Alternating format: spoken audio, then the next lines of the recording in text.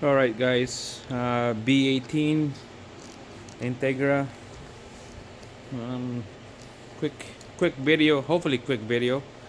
The problem is that the gauge, the needle the needle for the temperature of the engine is just always on cold, but the engine's been running for like hours and still always on cold. The heat coming out is good. The heat on the vent is good.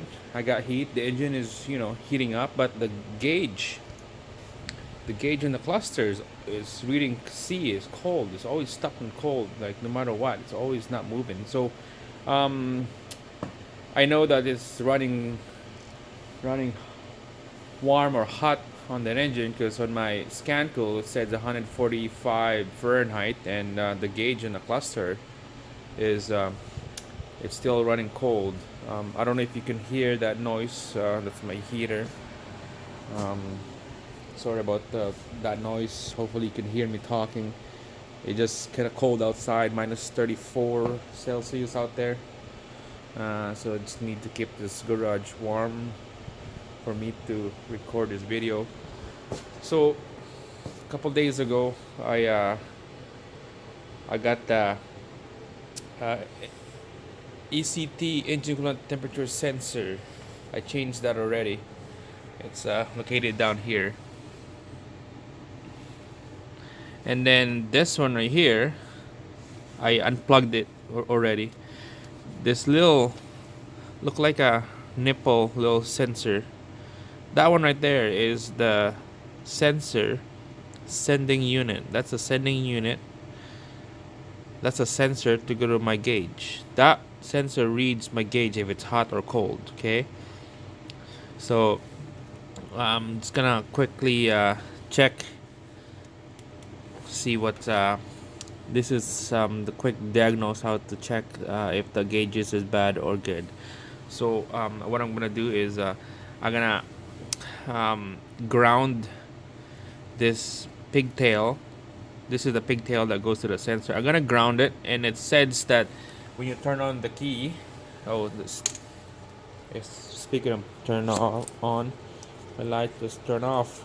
All right, this light right here, it's a really good flashlight. Um, the only thing that I don't like about this is that it doesn't give you a warning sign that it's about to turn off, that the battery is low. It doesn't give me a warning sign that the battery is low. Made by Bob. It's a slider sliking right there. It's a good light.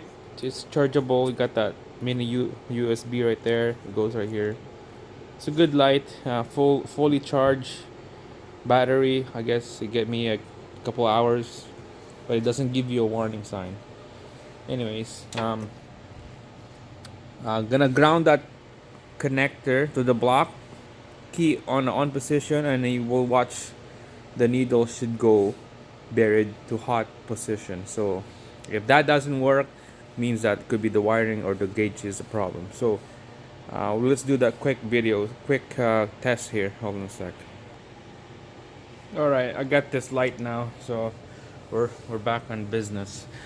So this I'm gonna put a jumper wire on this connector right here. This is the connector that going to that sending unit, going to the gauge.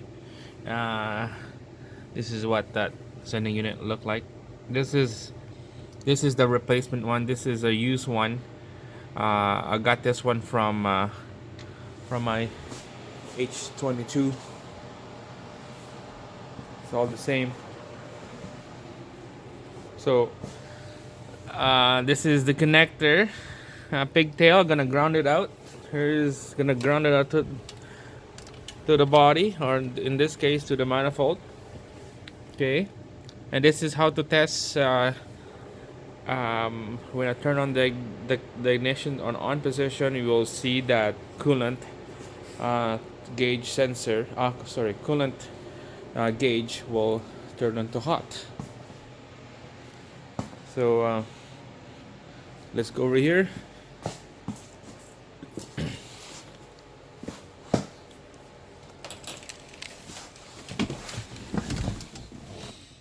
I'm gonna on position, watch on the gauge, okay? Watch the gauge on the left side. That's my antenna. There you go, look at that. So that means that from the pigtail on the block going through the gauge is good. Try again. There you go. It's moving. So that means that yeah, we're gonna take out the sending sensor unit.